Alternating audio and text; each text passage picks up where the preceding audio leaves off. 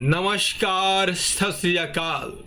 स्वागत है आपके अपने परिवार जीएस फाउंडेशन पर। आज के सेशन में हम लोग करने वाले हैं हिस्ट्री की क्लास, और हिस्ट्री की क्लास में हम लोग देखेंगे महत्वपूर्ण प्रश्नों को। ये वैसे प्रश्न हैं दोस्तों जो परीक्षा में पूछे गए हैं और आगे भी पूछे जाने की संभावना है।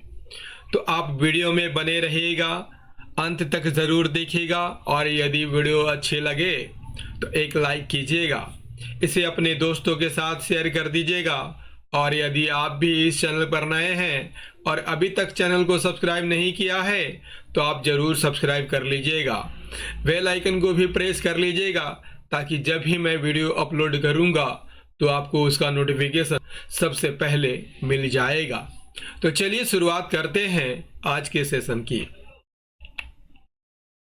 पहला सवाल आपके स्क्रीन पर है, कहता है कि हड़प्पा निवासी किसके उपासक थे? मातृ देवी के, लिंग के, आदि शिव के, या उपयुक्त सभी देवी देवताओं के और वृक्ष और पशुओं के? आंसर कीजिएगा। हड़प्पा निवासी किसके उपासक थे? मध्य प्रदेश विशेष 1993 का सवाल है, तो ये पूछा हुआ सवाल है। तो हड़प्पा निवासी किसके उपासक थे? मातृ देवी के, लिंग पूजक थे, आदि शिव के उपासक थे, इसके अलावा वृक्ष और पशुओं को भी पूजते थे। सही आंसर हो जाएगा option D is the correct answer. चलिए इसका डिटेल देख लेते हैं। हड़प्पा सभ्यता के लोगों की धार्मिक प्रथाओं में शामिल थे मातृ देवी, लिंग पूजा, आदि शिव, इसके अलावा विभिन्न देवी देवताओं की पूजा करते थे, वृक्ष और पशुओं की भी पूजा करते थे। मातृ देवी बड़ी संख्या में मिली मिट्टी की मूर्तियों से मातृ देवी या प्रजनन देवी की पूजा का पता चलता है। लिंग पूजा की बात कर लिया जाए तो पत्थरों से बने शिवलिंग और योनि के प्रतीक मिले हैं जो लिंग पूजा के प्रचलन को दर्शाते हैं। आदि शिव की बात कर लिया जाए तो मोहरों पर पुरुष देवता को योग मुद्रा में दिखाया गया है, जिसे पुरातत्वविदों ने पशुपति महादेव या आदि शिव माना है। विभिन्न देवी देवताओं, वृक्ष तथा पशुओं की बात कर लिया जाए तो इन मुख्य देवताओं के अलावा वे पीपल, कुबड़ वाले बैल, अग्नि, सूर्य, पृथ्वी और जल जैसे प्राकृतिक तत्वों की भी पूजा करते थे। आइए अगला सवाल कर लेते हैं। अगला सवाल है, यजुर्वेद के मंत्र संबंधित है प्रशासन से, सामाजिक जीवन से, आर्थिक जीवन से या वैदिक अनुष्ठान से? यजुर्वेद के मंत्र संबंधित है। सही आंसर क्या हो जाएगा? यजुर्वेद के मंत्र संबंधित है वैदिक अनुष्ठान से। ऑप्शन डी यहां पर सही आंसर हो जाएगा। यजुर्वेद के मंत्र और मुख्य पाठ मुख्य रूप से यज्ञ अनुष्ठानों के दौरान बोले जाने वाले सूत्रों और विधियों से संबंधित है। यजुस् का अर्थ है यज्ञ सूत्र या बलिदान, और वेद का अर्थ है ज्ञान। इसलिए यजुर्वेद का शाब्दिक अर्थ क्या होता है? यज्ञ का ज्ञान होता है। यह हिंदू धर्म के 4 वेदों में से एक है और इसका महत्व कर्मकांड और धार्मिक प्रथाओं में एक मार्गदर्शक रूप में कार्य करना है। आइए अगले सवाल पर बढ़ते हैं। अदरक एवं दालचीनी बहुत बड़ी मात्रा में पांड्य देश में उत्पन्न होते थे। इस बात का उल्लेख किसने किया है? मेगास्थनीज, टॉलमी, इब्न सैद या मार्को पोलो? अदरक एवं दालचीनी बहुत बड़ी मात्रा में पांड्य देश में उत्पन्न होते थे। इस बात का उल्लेख टोलमी ने किया है। ऑप्शन बी यहाँ पर सही आंसर हो जाएगा। यूनानी भूगोलवेता टोलमी अपने ग्रंथ ज्योग्राफिया में इस बात का वर्णन किया है। पांड्य देश जो वर्तमान तमिलनाडु का एक हिस्सा है, अदरक और दालचीनी जैसी अदरक, दालचीनी, काली मिर्च का एक प्रमुख उत्पादक था। आइए अगला सवाल कर लेते हैं। अगला सवाल है, निम्नलिखित बौद्ध ग्रंथों में से किसमें संघ जीवन के नियम प्राप्त होते हैं? अभिधम्म पिटक में दर्शन के बारे में उल्लेख है। दर्शन के बारे में उल्लेख है। विनय पिटक में संघ जीवन के नियम प्राप्त होते हैं। ऑप्शन सी यहां पर सही आंसर हो जाएगा। विनय पिटक, सूत पिटक और अभिधम्म पिटक बौद्ध धर्म के 3 ग्रंथ हैं। विनय पिटक में बौद्ध संघ के भीतर भिक्षुओं और भिक्षुनियों के लिए नियम और कानून बनाए गए थे। सूत पिटक की बात करते हैं तो बौद्ध ग्रंथ त्रिपिटक का दूसरा भाग है और इसमें भगवान बुद्ध तथा उनके शिष्यों के प्रवचन और उपदेश शामिल हैं।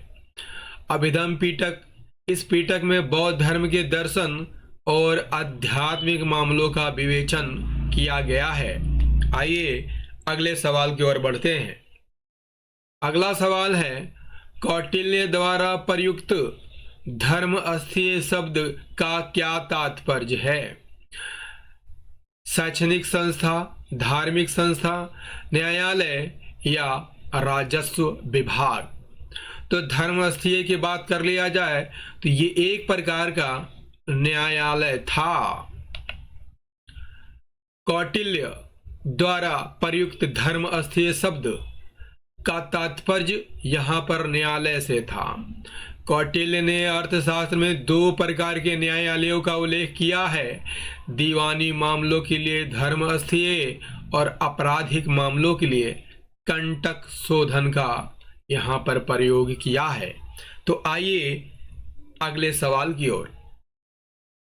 अगला सवाल है, अशोक और कनिष्क दोनों ही विशेष धार्मिक अधिकारी नियुक्त किए थे? बिल्कुल यहां पर गलत कथन है।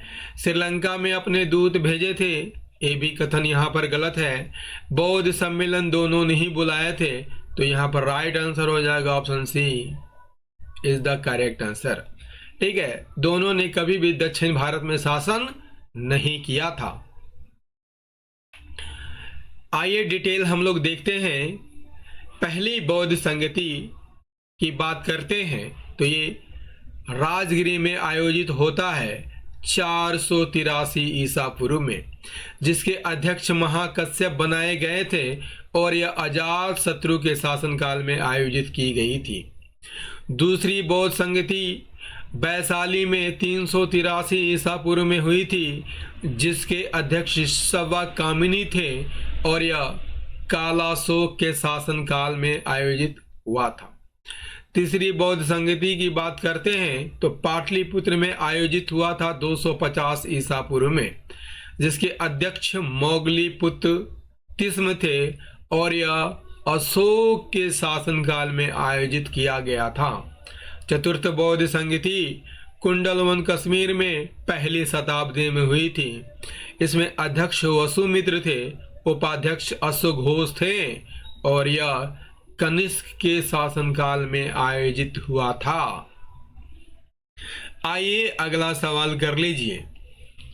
अगला सवाल है, निम्नलिखित ग्रंथों में से किसमें गुप्त वंश के बारे में जानकारी नहीं मिलती है?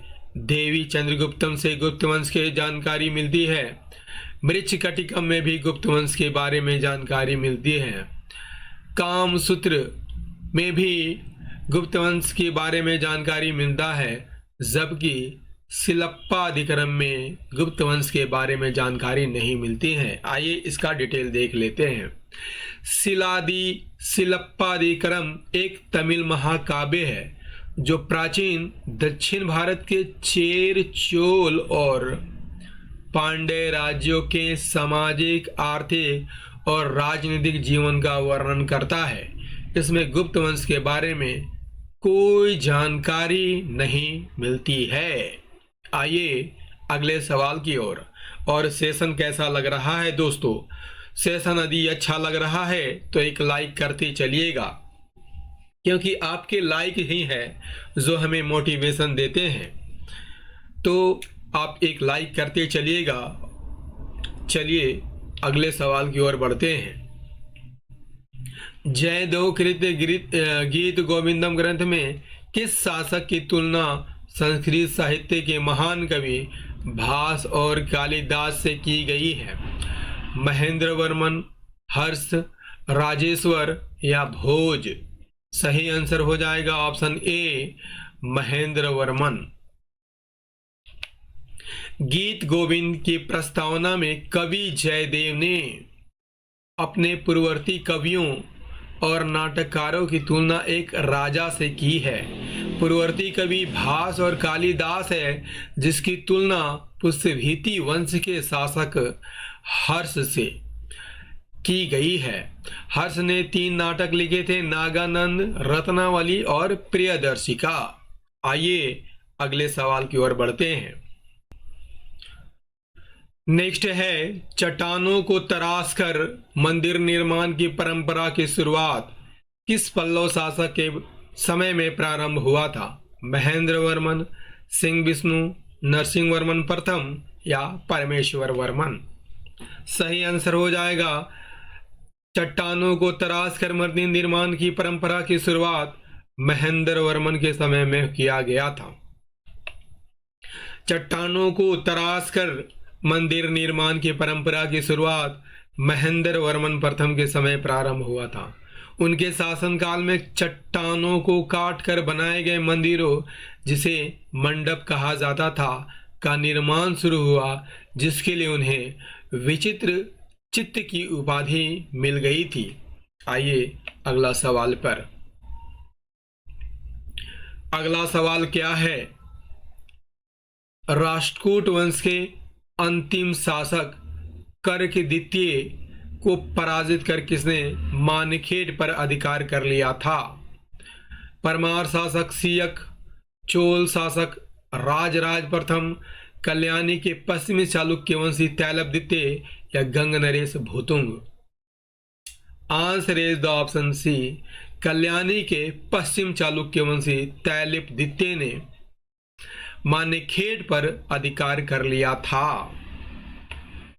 तैलप द्वितीय ने 973 ईस्वी में कर्क द्वितीय को हराया था और राष्ट्रकूट राजधानी मानेखेड़ पर कब्जा कर लिया था और कल्याणी के पश्चिम चालुक्य वंश की स्थापना की थी। नेक्स्ट है, किस चोल शासक से राष्ट्रकूटों ने तोंडे मंडलम छीन लिया था? परांतक प्रथम, सुंदर चोल, राजराज प्रथम या कुलोत्तुंग प्रथम? सही आंसर हो जाएगा, परांतक प्रथम से छीन लिया गया था। राष्ट्रकूट शासक कृष्ण तृतीय ने 948-949 में तकोलम के युद्ध में चोल राजा परांतक प्रथम को हराकर तोंडे मंडलम पर अधिकार कर लिया था। अगला सवाल है, 8वीं तथा 9वीं शताब्दी में एक त्रिपक्षीय संघर्ष हुआ था। इस संघर्ष में 2 पक्ष थे, राष्ट्रकूट तथा गुर्जर प्रतिहार। इस संघर्ष में किसे तीसरे पक्ष ने भाग लिया?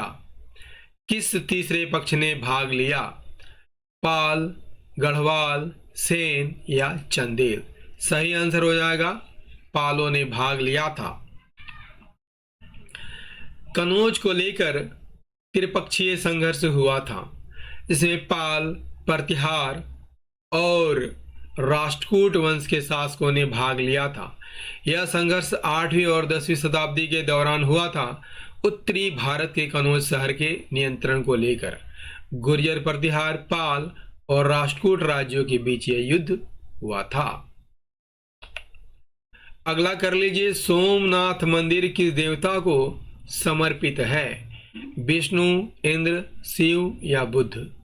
राइट आंसर हो जाएगा शिव। सोमनाथ मंदिर भारत के 12 ज्योतिर्लिंगों में से एक माना जाता है और यह भगवान शिव को समर्पित है। इसे सोमनाथ इसलिए कहा जाता है क्योंकि यह चंद्रदेव सोम द्वारा स्थापित माना जाता है। आइए अगला सवाल कर लेते हैं। अमीर ए बहर विभाग क्या था? नौका विभाग, घुड़सवार विभाग, तोप विभाग या उपयुक्त सभी? तो याद कर लीजिएगा, अमीर ए बहर नौका विभाग को कहा जाता था। अमीर ए बहर, इसे मीर ए बहर के नाम से भी जाना जाता था और सल्तनत काल और मुगल काल के दौरान नौका विभाग का प्रभारी अधिकारी था। वह नावों के निर्माण की व्यवस्था करता था, नाविकों की नियुक्ति करता था, नदियों का निरीक्षण करता था और चुंगी यानी टोल टैक्स की वसूली भी करता था।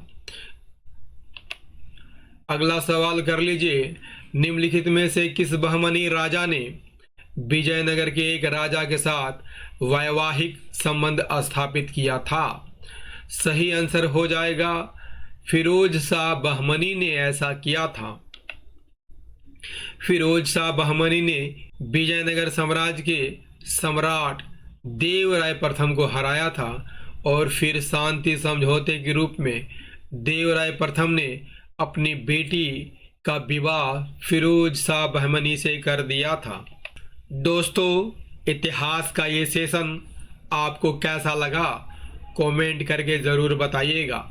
यदि सेशन पसंद आया हो तो एक लाइक कीजिएगा, इसे अपने दोस्तों के साथ शेयर कर दीजिएगा और यदि आप भी इस चैनल पर नए हैं और अभी तक चैनल को सब्सक्राइब नहीं किया है तो आप ज़रूर सब्सक्राइब कर लीजिएगा, बेल आइकन को प्रेस कर लीजिएगा, तभी मेरे आने वाले जितने भी वीडियो आएंगे सभी का आपको नोटिफिकेशन मिलता रहेगा।